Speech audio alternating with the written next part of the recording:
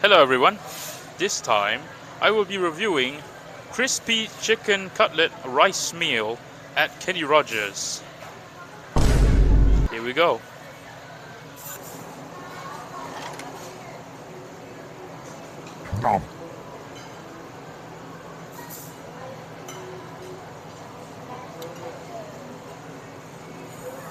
Okay, in my opinion, first of all, the chicken with the sauce tastes great.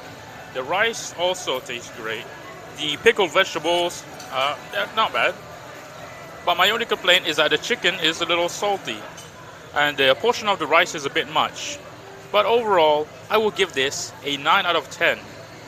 See you all next time.